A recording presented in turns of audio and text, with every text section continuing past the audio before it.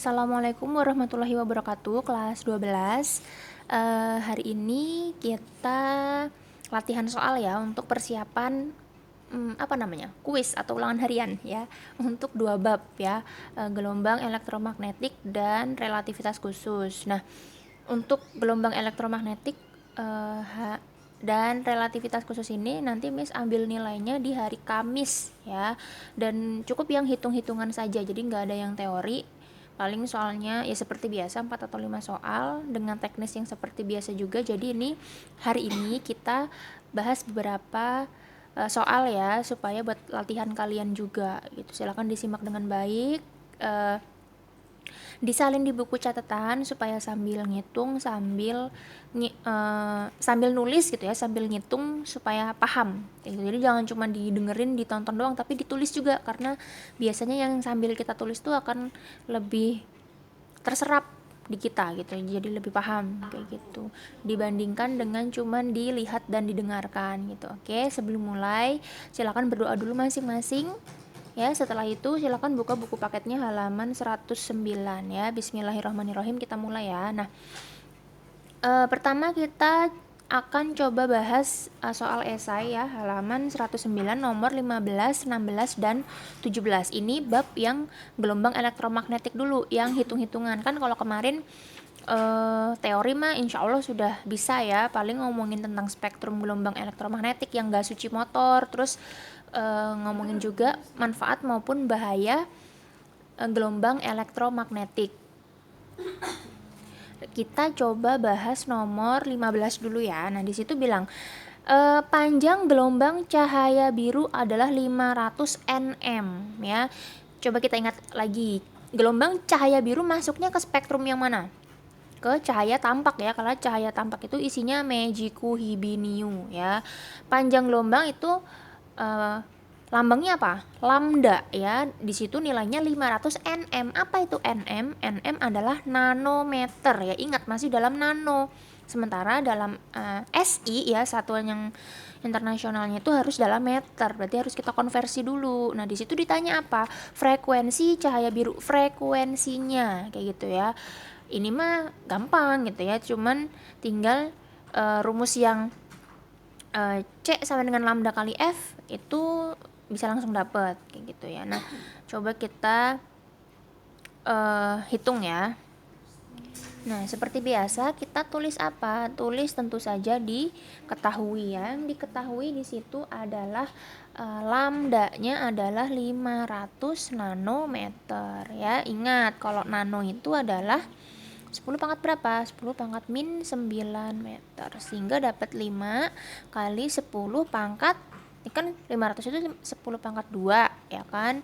2 sama min 9 berarti min 7 meter. Kemudian yang ditanya adalah si frekuensi. Karena ini babnya tentang gelombang elektromagnetik, maka kita tahu kecepatan gelombang elektromagnetiknya adalah 3 kali 10 pangkat 8 meter per sekon. Nah, ini kan dalam meter per sekon sudah SI, ini juga sudah dalam M. Berarti tinggal kita lihat ya, rumusnya C sama dengan lambda dikali F gitu ya. Ini tuh rumus yang dari mana sih? Ini rumus dari V sama dengan lambda kali F. Karena kita ngomongin gelombang elektromagnetik ya, V-nya kita ganti pakai C. Kecepatan ini, kecepatan gelombang kita ubah jadi kecepatan gelombang elektromagnetik ya, 3 kali 10 pangkat 8. Ya sudah, kalau rumusnya sudah seperti ini, karena yang ditanya F, berarti rumusnya gimana? Berubah jadi gimana? Berarti C per lambda sama dengan F kayak gitu. Kalau misalkan mau F-nya di sebelah kiri, C per lambda di sebelah kanan juga boleh. Berarti C kita masukin 3 kali 10 pangkat 8 per lambdanya berapa? 5 kali 10 pangkat min 7 gitu. Berarti 3 dibagi 5 berapa? 0,6 kali 10, ini pangkat 8 ya kan. 10 pangkat min 7 nya pindah ke atas jadi positif gitu ya. Berarti ini 0,6 kali, ini kan 8 sama 7 berarti 10 pangkat 15. Satuan frekuensi apa? Hertz. Berarti frekuensinya adalah 0,6 kali 10 pangkat 15. Atau misalkan mau ditulis 6 kali 10 pangkat 14 Hz itu juga boleh ya. Jadi yang penting nilainya gitu ya. Misalkan kalau pakai 0,6 10-nya pangkat 15. Kalau pakai 6 10-nya berarti pangkat 14 kayak gitu ya. Jadi frekuensi dari gelombang cahaya biru itu tadi adalah 6 kali 10 pangkat 14 Hz ya. Itu tadi nomor 15 ya kan. Sekarang kita bahas nomor 16 ya. Di situ bilang sebuah pulsa gelombang radar ya dipantulkan oleh dasar laut yang akan diukur kedalamannya, dan pulsa tersebut diterima kembali oleh radar yang berada di atas kapal setelah 8 kali 10 pangkat min 6 sekon ya. Jika indeks bias air laut adalah 4/3, hitung kedalaman laut tersebut ya. Jadi ini misalkan ada suatu kapal ya, kapal ini ngirimin suatu sinyal radar kayak gitu ya ke dasar, merambat gitu ya ke laut, terus nyampe dasar laut, terus dipantulin lagi balik lagi ke si radar yang ada di kapal.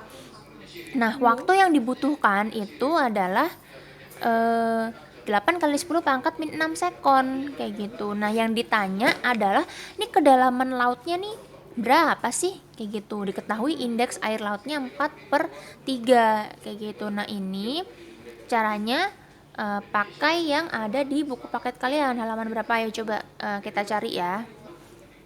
Nah coba dibuka buku paketnya halaman 103 ya yang ini.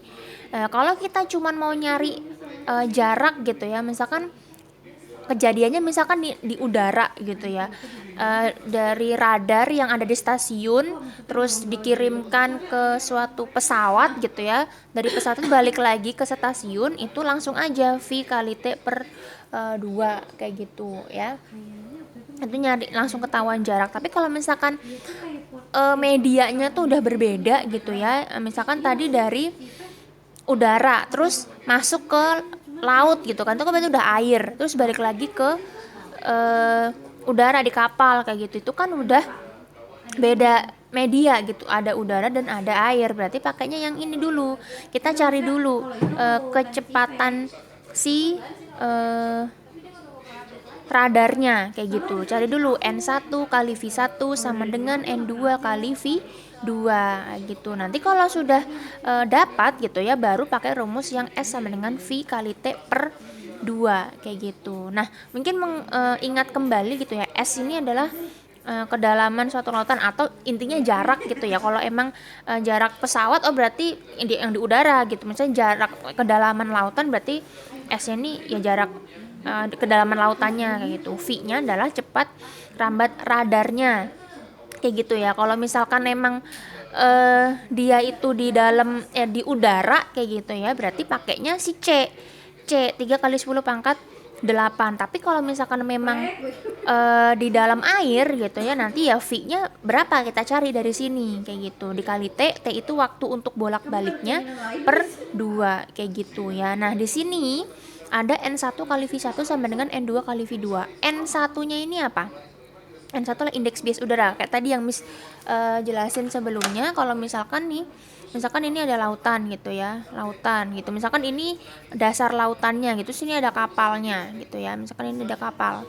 Gitu. Ini kan berarti masih apa? Masih udara. Ini kan udah berarti air. Udara kita anggap 1, airnya kita anggap 2 gitu kan. Indeks bias udara berarti di sini. Ya kan, indeks bias udaranya berapa? Biasanya nilainya adalah 1 ya, N1-nya 1. Dan V1, kecepatan radar di udara itu kita anggapnya V1-nya itu sebagai siapa? Si C. Ya, C yaitu 3 kali 10 pangkat 8 meter per sekon. Tapi ketika kan dia ngirim sinyal nih masuk ke dalam laut nih ke air. Nah, air ini kan kita anggapnya sebagai yang kedua. Berarti di sini ada indeks air yaitu yang kedua. Ya, berapa? Biasanya diketahui di soal kayak tadi. Kalau di soal tadi kan 4/3. Kemudian di sini ada V2. V2 adalah kecepatan radar dalam air laut. Nah, kecepatan pas masuk ke dalam air nih berapa? Kan pas di udara tadi si C ini, si 3 kali 10 pangkat 8. Pas masuk ke dalam air beda lagi nilainya. Nah, kita balik lagi ke soalnya ya. bahas nomor 16 kayak gitu. Ini kasusnya sama yang kayak barusan Miss jelasin tadi ya. Oke, kita ke coret-coretan ya. Coba kita seperti biasa ditulis yang ini kan nomor 16 ya. Berarti diketahui dulu. Yang diketahui adalah tadi waktu yang dibutuhkan untuk menerima kembali radar yang diberikan ya. Berarti waktu bolak-baliknya adalah 8 kali 10 pangkat min 6 sekon ya. Kemudian jika indeks bias air laut dianggap sebagai yang kedua, berarti N2 nya adalah 4/3 ya. Tentu saja tadi kasusnya adalah apa? Tadi misalkan ini lautan gitu ya, terus misalkan ini daratan, dasar lautan, misalkan ini adalah si kapalnya gitu ya. Tentunya di sini adalah apa tadi? Udara itu satu, di sini adalah air itu yang kedua. Udara adalah ada N1 dan ada V1-nya setara dengan C. N1-nya di udara tuh 1, V1-nya di udara C. Nilainya 3 kali 10 pangkat 8. Di air berarti ada N2. N2-nya ini diketahui. Nah, kita cari dulu V2-nya tuh berapa kayak gitu. Nah, ini yang ditanya itu sebenarnya adalah kedalaman air laut tersebut. Berarti tadi si S, di mana S-nya ini cara mencarinya gimana?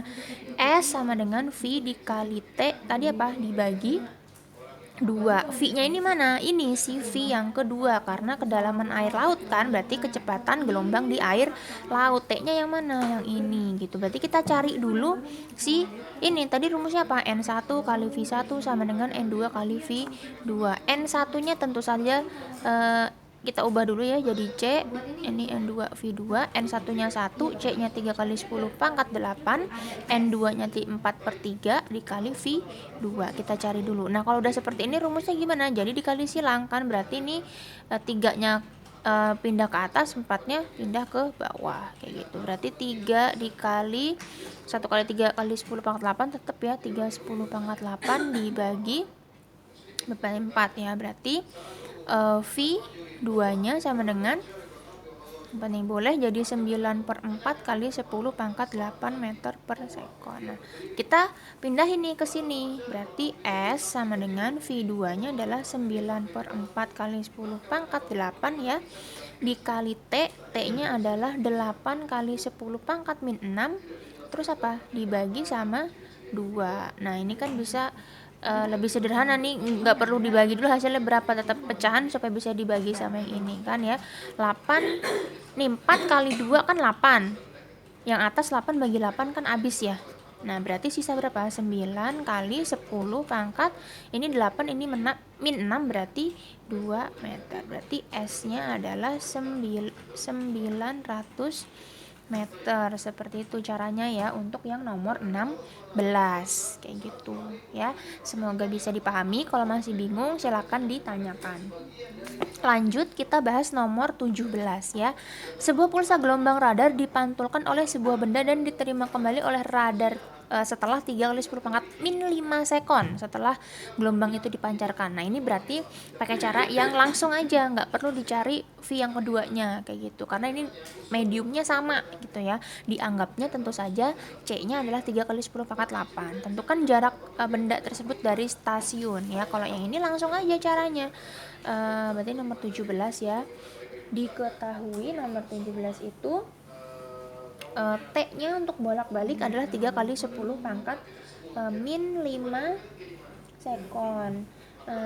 Kemudian jaraknya berarti S-nya berapa? Nah, ini karena mediumnya sama, langsung saja S sama dengan V kali T per 2, atau ini diganti pakai C ya. Tentu saja 3 kali 10 pangkat 8, T-nya 3 kali 10 pangkat min 5 dibagi berapa? 2 gitu ya. 3 kali 3 kan 9 ya. 9 dibagi 2 adalah 4,5 kali 10 pangkat 3 meter. Atau kalau mau ditulis boleh 4.500 meter ya. Kayak gitu. Silakan disalin di buku catatannya supaya paham ya.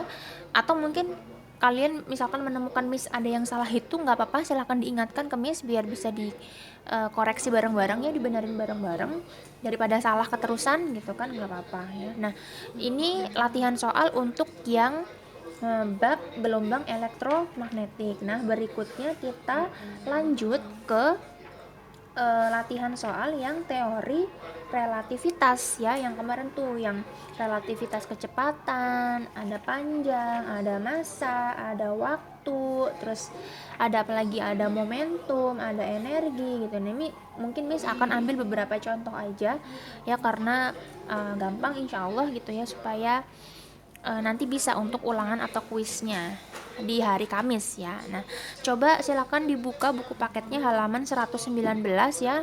Kita akan coba bahas nomor 4, 5, dan 12 ya. Bis nggak tahu apakah ini udah pernah dibahas atau belum ya. Ya semoga aja belum, supaya memperkaya pembahasan kita gitu ya. Kita coba kerjakan nomor 4. Sebuah roket ya, ketika diam di bumi memiliki panjang 100 m. Diam di bumi panjang berarti L0-nya 100 meter. Kemudian roketnya bergerak dengan kecepatan 0,8 c. Tentu saja itu V-nya. Nah, menurut orang yang ada di dalam roket, panjang roket tersebut adalah berapa? Berarti panjang yang teramati gitu ya. Nah, kita bahas tadi yang nomor 4 ya. Nomor 4 tadi, sebuah roket ketika diam di bumi memiliki panjang 100 meter, berarti L0-nya 100 meter. Kemudian dia bergerak 0,8 c.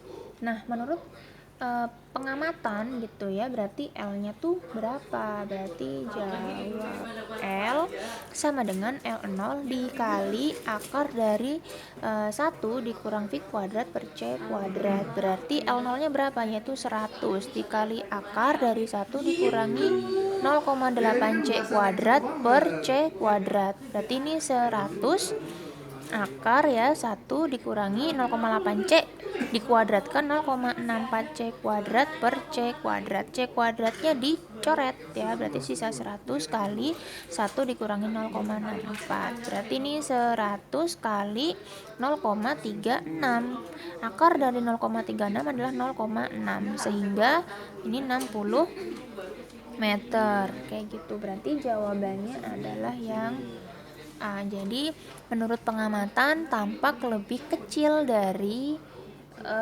ukuran aslinya kayak gitu ya. Nah, kemudian kita bahas yang nomor 5 ya. Yang nomor 5, ada 2 anak kembar A dan B berjalan-jalan di antariksa dengan pesawat berkecepatan 0,8 c ya. Setelah 12 tahun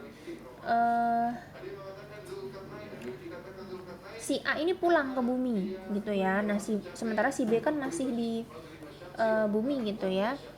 Berarti ini kasus dilatasi waktu kayak gitu ya. Untuk yang waktu berarti kecepatannya V-nya ini 0,8 c. Kemudian T-nya gitu ya. T dia si jalan-jalannya gitu adalah T0-nya adalah 12 tahun ya. Ini waktu yang dibutuhkan si A kayak gitu ya. Nah, tapi menurut pengamatannya si B gitu ya. Si B itu berarti si T-nya yang ditanya itu berapa?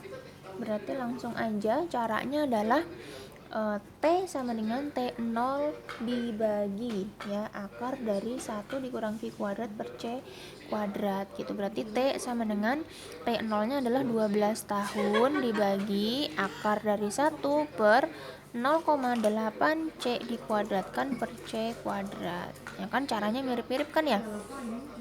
Ini berarti 0,64 lagi ya, C kuadrat per C kuadrat nih. Berarti ini T sama dengan 12 dibagi ya, berarti 1 dikurang 0,64, berarti T-nya ini 12 per akar dari 0,36, berarti T-nya 12 per 0,6. Nah, Kalau misalkan kalian bingung ya 12 dibagi 0,6 berapa? Sama-sama dikali 10 sehingga 120 per 6 kali 10 kan 6. Berarti T-nya 120 dibagi 6, 12 bagi 6 kan 2. Ya berarti 20 tahun gitu. Padahal aslinya si A itu tadi jalan-jalan cuma 12 tahun nih. Ya. Dia jalan-jalan cuma 12 tahun tuh ke antariksa, keliling-keliling gitu ya. Kemudian tapi menurut si B kembarannya tuh udah pergi selama 20 tahun gitu. Makanya yang di B tuh udah 20 tahun udah tua gitu ya. Oh, ternyata saudaranya si A ngerasa pergi cuma 12 tahun, masih agak mudaan gitu ya. Jadi itu yang disebut dengan paradoks kembar gitu ya. Relativitas waktu atau dilatasi waktu kayak gitu ya. Nah, berikutnya kita bahas soal nomor 12 ya. Nomor 12 itu agar masa suatu benda menjadi 2 kali masa diamnya, maka laju bendanya berapa? Nah, berarti ini nomor 12 ya. Diketahui supaya masa yang teramati menjadi 2 kali masa diamnya, berarti M sama dengan 2M0, maka yang ditanya adalah apanya? V-nya. Berarti jawab ya mencari M. Rumusnya itu M sama dengan M0 dibagi akar dari 1 dikurang V kuadrat per C kuadrat ya. M-nya supaya jadi 2M0, masukin 2M0, M0-nya tetap per akar dari 1 dikurangi V kuadrat per C kuadrat gitu ya. Berarti M0 kan bisa dicoret nih. Ya, berarti ini sisa 2 sama dengan 1 per V-nya jangan lupa dimasukin, V-nya yang ditanya ya, kayak gitu. Berarti ini akar dari 1 kurang V kuadrat per C kuadrat itu. Ini berarti apa? Ditukar tempat ya kan? Berarti akar 1 kurang V kuadrat per C kuadrat sama dengan 1 per 2. Supaya ini hilang jadi 1 kurang V kuadrat C kuadrat, berarti 1/2-nya di kuadratkan kayak gitu ya. Berarti 1 kurang V kuadrat per C kuadrat sama dengan 1/4. Tinggal tukar tempat. Ini positif pindah ke kiri jadi negatif. Ini tadi negatif pindah ke kanan jadi positif kayak gitu. Ini kan 1 dikurangi 4 per 3. Maaf Miss, kayaknya salah tulis ya. Ini 1/4. 1/4. Maaf Miss, salah tulis ya. Berarti ini kan artinya apa? 4/4 dikurangi 1/4, sisa berapa? Sisa 3/4. Ini V kuadrat per C kuadrat. Tinggal apa? Tinggal dikali silang. Kan yang mau ditanya apa? V-nya kan. Berarti 3/4. Ini C kuadratnya sama dengan V kuadrat. Karena yang dicari V, berarti ini akar dari 3/4 C kuadrat kayak gitu. Ini yang bisa diakalin mana? Yang 1/4 C kuadrat kan, berarti 1/4 diakalin 1/2, akar 3-nya tetap, C kuadratnya jadi C gitu ya. Ini sama dengan V, berarti jawabannya setengah akar 3 C. Yang mana jawabannya? Yang B kayak gitu ya. Jadi silahkan seperti biasa ya dicatat ya sambil ngitung ulang. Takutnya Miss ada yang salah hitung. Kalau emang kalian menemukan ada Miss yang salah hitung, silahkan diingatkan ya, bilangin aja Miss maaf itu yang nomor sekian-sekian kayaknya harusnya begini deh gitu. Nggak apa-apa, silahkan ya supaya bisa dikoreksi bareng-bareng. Oke, untuk hari ini cukup sekian latihan soalnya, silahkan dipelajari. Ingat hari Kamis dengan teknis yang seperti biasa, ulangan ya atau kuis untuk pengambilan nilai. Intinya itu silakan dipersiapkan dengan baik. Kalau memang masih ada yang belum dipahami, silakan ditanyakan ke Miss, boleh di grup atau japri, nggak usah takut, nggak usah malu ya. Kemudian yang belum ngumpulin tugas ya, masih Miss ingatkan terus, disiplin ngumpulin tugasnya gitu ya. Pasti Miss periksa kayak gitu. Kemarin tuh udah Miss periksa yang 2 tugas ya, yang 1 tugas emang belum Miss periksa. Jadi silakan dikerjakan dan segera dikumpulkan gitu ya. Oke, cukup sekian untuk hari ini. Terima kasih atas perhatiannya. Mohon maaf jika masih banyak kesalahan Miss dalam menjelaskan materi ini. Semoga ilmu hari ini bermanfaat. Wassalamualaikum warahmatullahi wabarakatuh.